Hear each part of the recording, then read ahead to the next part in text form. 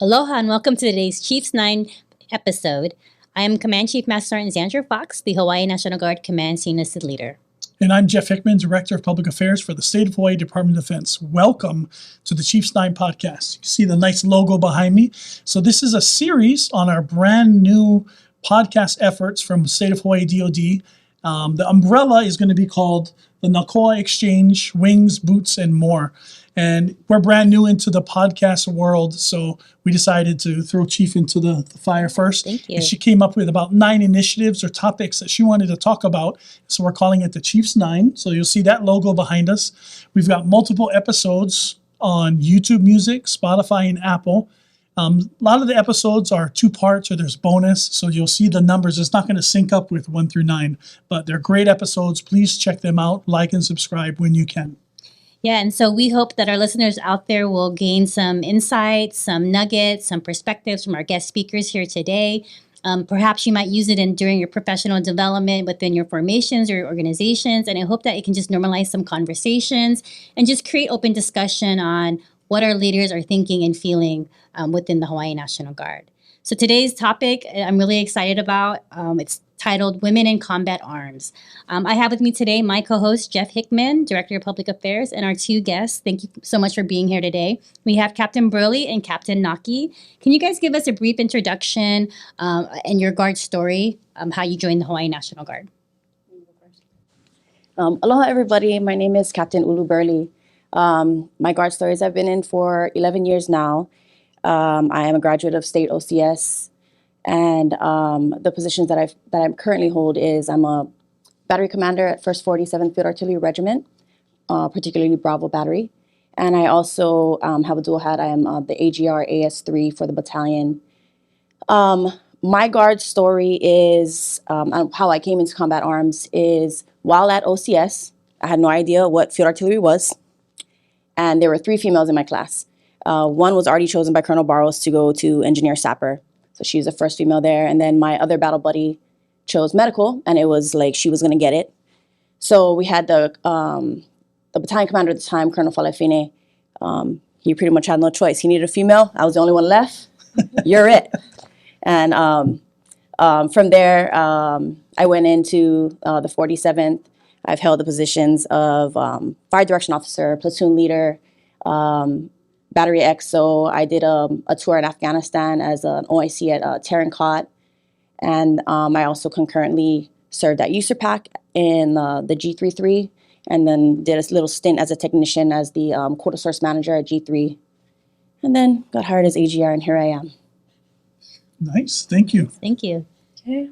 Hello, everyone. Captain Kuhinapuitetamalai Naki. I'm the headquarters battery commander out at the 487. On my full-time side, I'm the HRO AGR branch manager until we have someone come in. So that was something that was new. My Guard story is a little different. So graduated Khmer Schools 2015. Imua.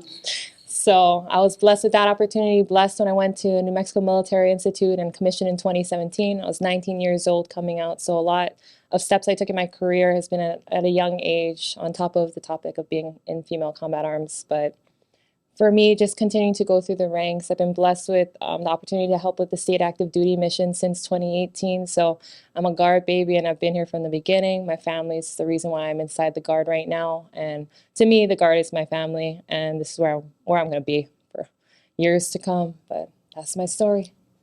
All right. You mentioned some of the state active duty missions. What were they? So in 2018, when I jumped onto state active duty, my top, so for Sergeant Manuel, when they're looking for soldiers to jump on to support on the Big Island, my name went onto the roster, which is a big blessing for me during that time. And I ended up getting found outside of this building that we're in right now, eating lunch for a substitute to someone that was holding a position up at the Diamond Head area. And I've just been here ever since. So from the lava to the floods to the hurricanes to what was going on for the protest, COVID, and even into the Maui Lahaina wildfires. I've just been blessed to be over here for all of those missions. Wow. And you deployments under your belt and state missions? Yes, sir. Not state missions. I've somehow missed those, but I think it's because I was on Title 10. I did USERPAC, current operations prior to deployment, so 2017 to 2019. Went on deployment 2019 to 2020, Operation Sentinel Freedom, and then came back and went right back to USERPAC. They love me there. no. Yeah. They love me. So it's bad luck then for the Guard when you go on Title 10. Yeah, That's when all the exactly. disasters were. I was wondering. Yeah. By design, I guess. There's a Yeah. secret right there. Okay. Before I get to my first question, I was wondering if I could ask you guys for a fun fact. Something about yourselves, maybe you do on the civilian side, or a hobby, or a crazy food or event you did. Something interesting about yourself. This is when I usually do the combat arms, Yeah. but we already know that. No, So why is it a fun fact. yeah. I'm the first combat arms female in the history of the Army National Guard. Always a fun fact. One that I wasn't always proud to say. You know, I kind of put on the back burner, trying to be humble and modest. But I learned as I grew. I'm proud of it. I'm still proud of it, and it's something.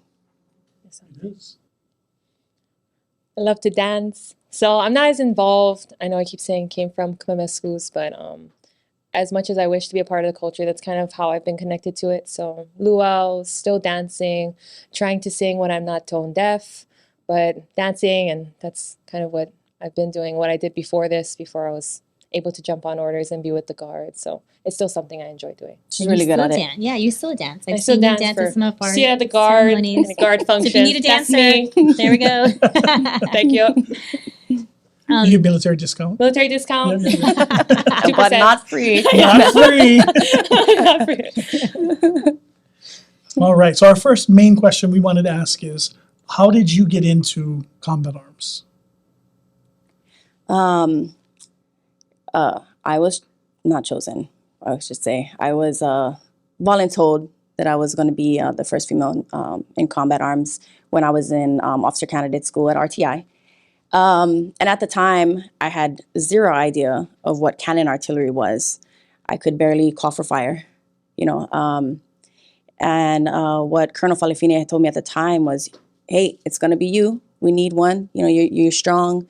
You got a strong personality, someone that can handle, you know, the men at the unit. And then it just went from there. I came to 487 as a second lieutenant, went right to BOLIC after OCS, then came to 487 as second lieutenant. And I remember my first annual training was XCTC. And I had to stand up in like a auditorium, and I remember Major Gabbard at the time was there, and we had to talk about, you know, what is this new transition, being the first female in combat arms. And I remember, and this might have been a detriment to my career going forward, was I said, you know, I want to acclimate to the men. You guys don't have to change anything for me, right? And I think that is one of the things that later on posed a challenge, you know. But I'll save the rest for later. But that's my story and how I came into the Guard. Okay. And if I'm So mine's when I had graduated, went to the early commissioning program. So instead, those that's not familiar with the early commissioning program, instead of the 4 years of ROTC, do 2 years. So that's how I ended up commissioning at a younger age. You still have things that's your requirements to progress in your career, but coming out of New Mexico Military Institute, you're supposed to pick a unit where you're going to go if you have college. Was I the strongest student? No, but I had a lot of family support coming back, and just having the family members that were in 487 at the time, and then just that history between them. That's how I ended up back at the same unit as my family members. So that's when I got pulled into the artillery side. I didn't think my personality, because those that know me, I'm a little different. But I didn't think that it was going to blend well on that side. But really, everyone's just a big family on that end. And then you just find your friends, people that can relate to the situations that you're going through and understand, because you just can't complain to everybody if you got something going on, because you might be complaining about nothing. So just got to be careful and who you talk to. That's how I got to 487. Family. Yeah. And we were in the same battery as second lieutenants. So we were both born in Charlie Battery, and we grew up together. It's a nice dynamic. You know, I was 32 at the time. You were 19. Yeah. So you took her in. Yes, was, Come yeah. here. She Yeah. did save me because people send you on random shenanigans, and she's like, she didn't have to cry. Don't do She's it. like, don't worry, I got it. And she left, and someone's like, someone tried to get you. I was like, oh, grateful. It's nice to have somebody. Yeah, it's nice like to have that somebody. to connect with. Yeah. So you kind of touched on some of those challenges that you were speaking of. Do you care to share a little more about what challenges you have with integration within a combat arms unit, being the only female, and like you mentioned, I don't want to be I don't want to be excluded. I want to be, I want to be part of it. Don't Right. change anything for me. Right. So right. can you talk a little bit about that? So I did say that, and I look back and I think it's such a mistake. But the term or the cliche, be one of the boys, comes to mind, and that's what I was trying to do, trying to be one of the boys. And what I learned is, you can trust some, and you can't trust, and you can't. There are some that you can't trust. And what I also learned about acclimating to men is that I'm not a man. Of course, I did the same exact physical feats that it was required of me to be a field artillery officer, but I have different needs. I think things through differently. I lead in a kind of more nurturing way. And the challenge that proved going on from maybe year 1 through maybe till I was a captain is I learned that the perception of my strength is misconceived. It's conceived as being a bee at times, rather than just being strong and standing up for things that I think are right, like men get to do all the time. There's an uncomfortability I sensed in my experience when I'm talking and men interject because they just don't want to hear what I have to say, is the way I interpret it. Those are the kind of challenges that I've dealt with. And how I combat that is I've been known to get scolded for my tone or for my approach, because I just fire back. No, I'm talking, scolded on the side, you got to come take a little bit of approach. You are a leader, and it's true. Like, as a leader, you change towards your environment, your subordinates. And so I have to reflect on that. And I do a lot of the times. It's always up and down. Sometimes, nope, I'm standing firm. Or no, okay, you're right. I need to take a different approach. And I always get help from actually my male counterparts. I have a male battle buddy, Captain Cameron Cusick, and CW3 Brandon Shirishi. Those are like my guardian angels. They're like, hey, sis, calm down. Maybe you should, approach the situation this way, and you might be heard the way you want to be heard. Absolutely. I think it's so difficult being the pioneer, being the first, because there's no history.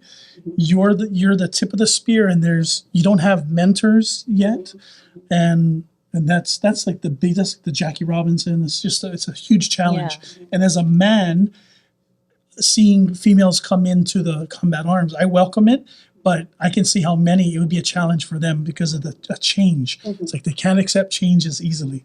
I loved hearing about you come in with a different leadership style. But then there's the cliche, if you come off too angry, you're a bee. And that's just something that's out there. So that's you have a lot of challenges you have to overcome. A little easier for you, but still difficult.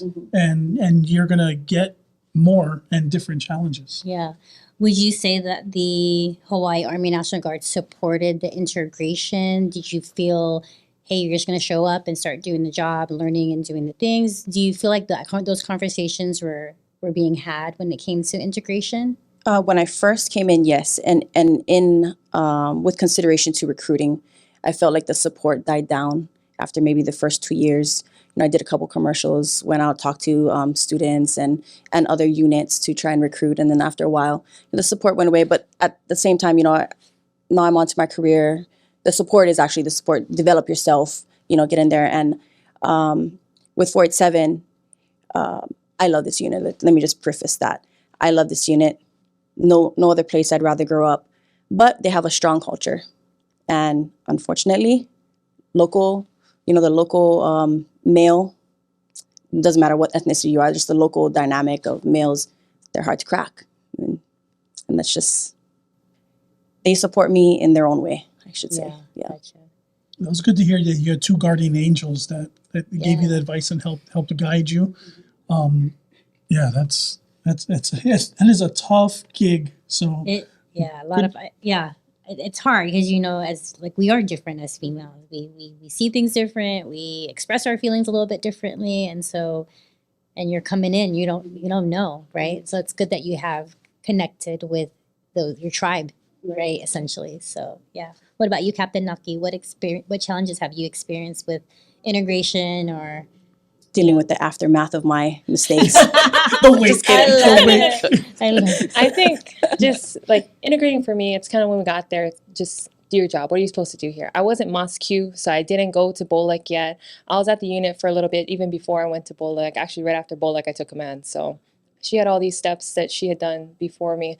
Mine's more so was figuring out like what I was supposed to do, because it's not just like, example, Captain Burley's responsibility to make sure I know what I'm doing. Like that's something that females integrating, we just have to know, like, we chose to be here, like we chose this branch. So figuring out when we're supposed to say what, and like progressing ourselves like in our career, focus on what we got to do, like the noise behind us, because people are always going to say everything. We can understand the culture and make sure that we're respecting the culture that's there, but we don't have to tolerate things that's going outside that shouldn't be happening. So understanding is a big thing when you walk in. It's not like you're going to change everything, step in your foot in the door, but understanding the environment that you're going into and respecting it, but knowing when to say something, not just for yourself, but for other people, like her for me, me for the next person, specifically for females, since this is a topic right now, but even for the lower enlisted that don't have the voice or a strong opinion, like some of us have. Right.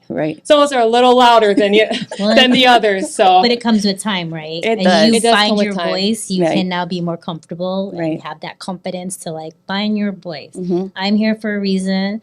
I have what it takes, and you guys should know I'm pretty Right. much bad, right. Bad, So just understanding just- our role is the main thing, like our role, Right. and then how far we can step, not to just overstep, but making sure that we're utilizing the position that we're in, like for others, like in that leadership role, because some, like we have our female specialists that's in, they don't have the same voice, like voicing abilities that we do. So Captain Burry speaking on behalf of those that she has in her battery, and then me for my battery. and or for those in they the probably battalion. look at the rank structure too differently too. So I think that kind of could provide another different maybe communication barrier. Right. I mean, and all this is new. You said 2015. 2015 still new, Still yes, sir. new. Yeah, I think so too. Still So fresh. You're coming into a unit that, somebody's been there 20 years and now there's a female in charge, which if anybody's had a mom, they know.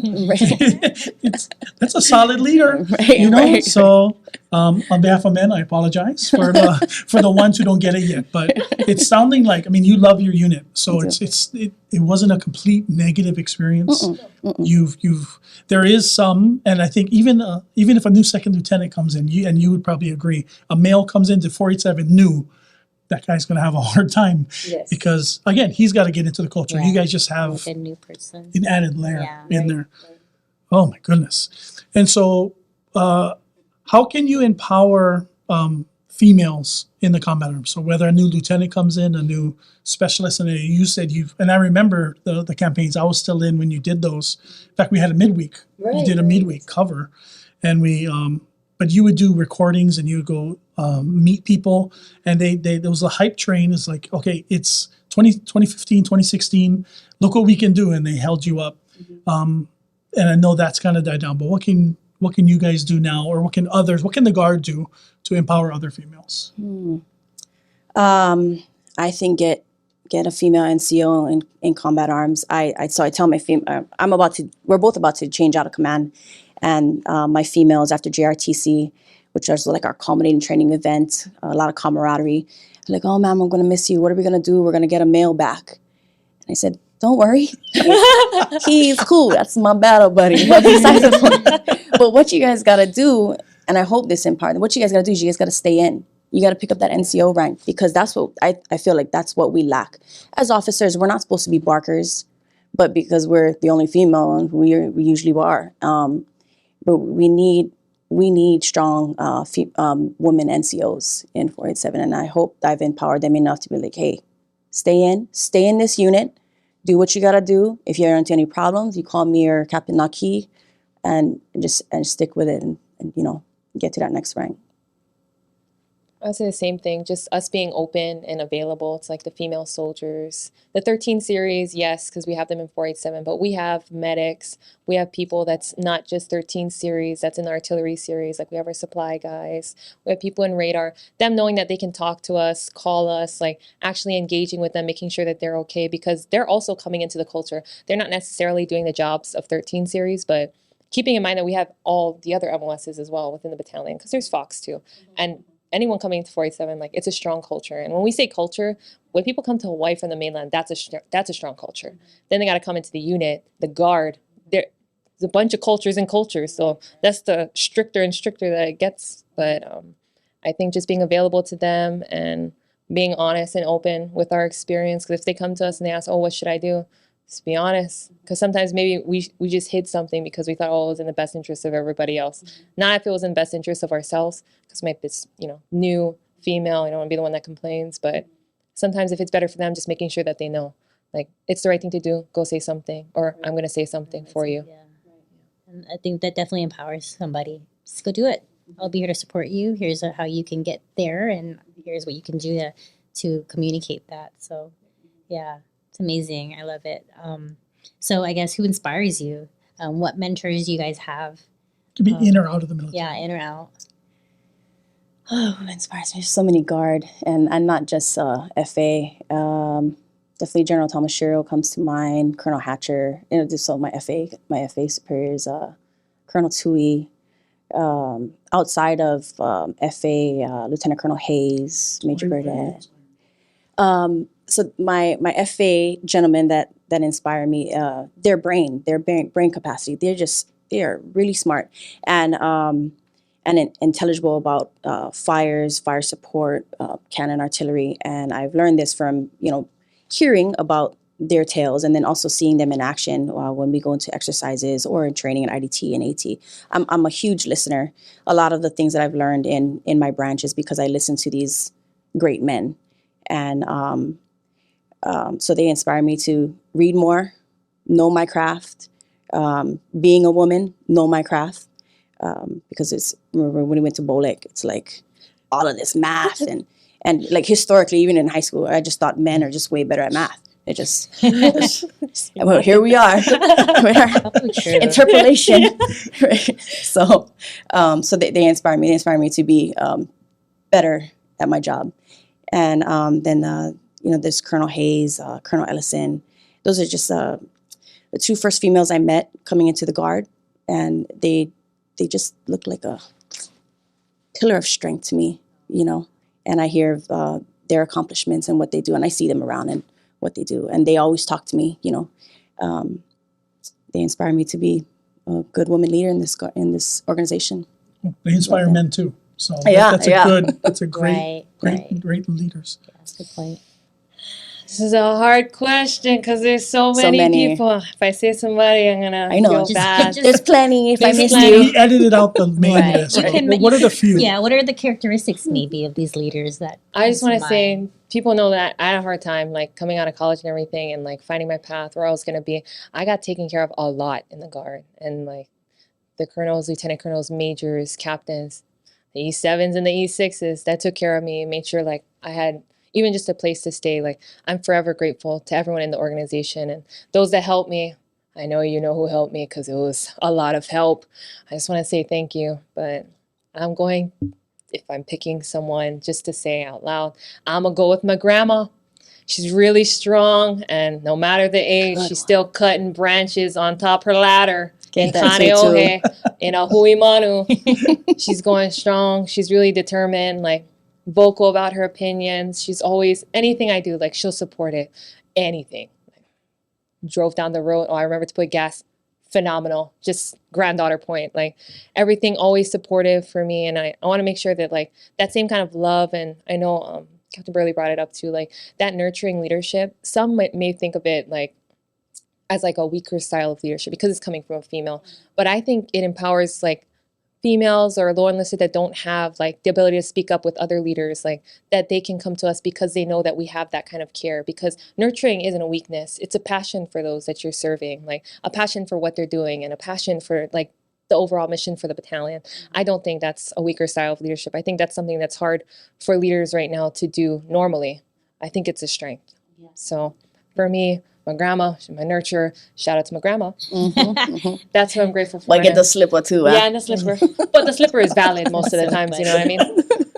But just grateful for everyone in the organization, from all the way up to all the way down. Yeah.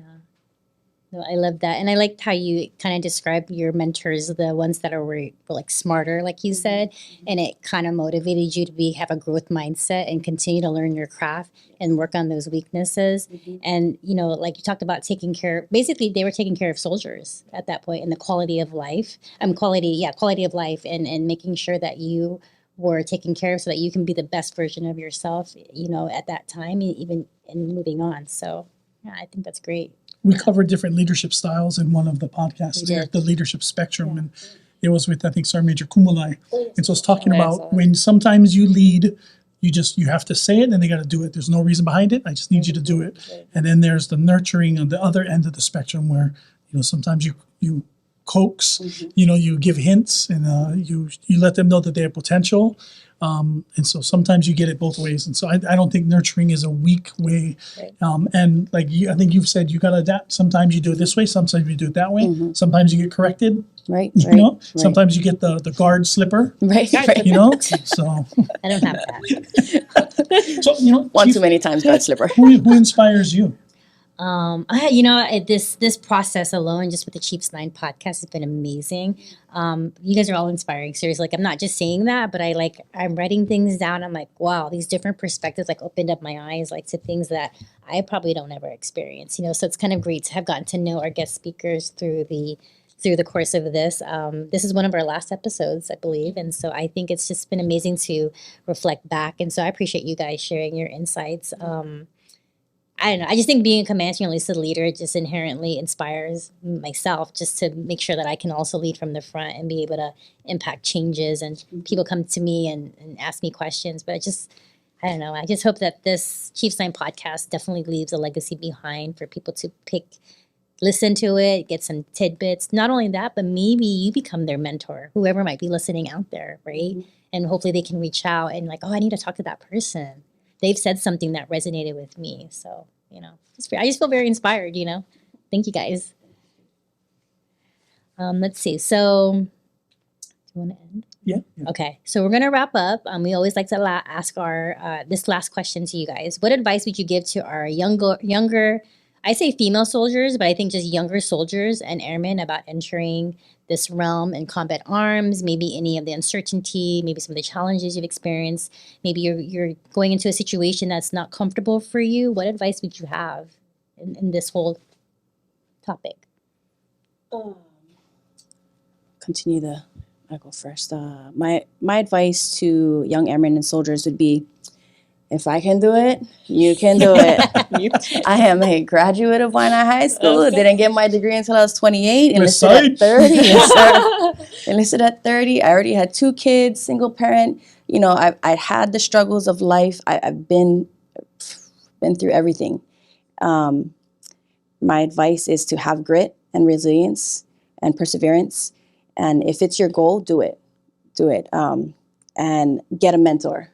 So I think that's where what I didn't do early on is get a mentor, get someone you can talk to that you're comfortable with sharing everything and you know, hear their advice and apply their advice so that you can continue doing good work in the Guard. Do something similar for everyone that's new coming in. You just gotta choose a path. You gotta be gritty. You gotta be determined when you're going for what you want. Passionate about what you're doing, because if you lose your passion, then you might lose your path.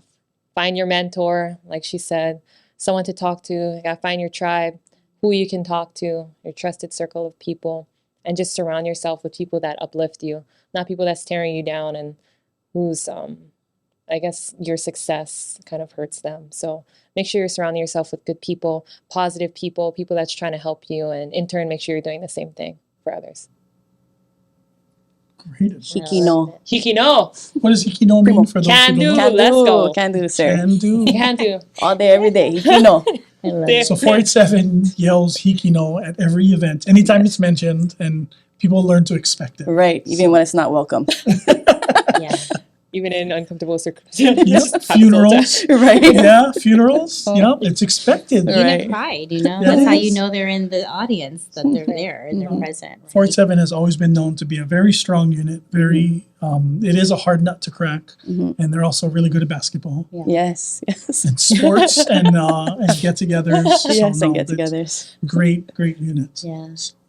Well, our time is ending here, and so we're just going to wrap up. I want to thank you both, Captain Burly and Captain Naki, for coming out today and being with us here today on our podcast series, The Chiefs 9. Mahalo for coming and sharing your personal stories and insights and your leadership's perspective. Mahalo to my co-host, Jeff. And then Andy behind the screen there, working out the noise. And I'm Chief Fox. Thank you for joining us today on the Chiefs 9 podcast. Until next time, aloha. Aloha.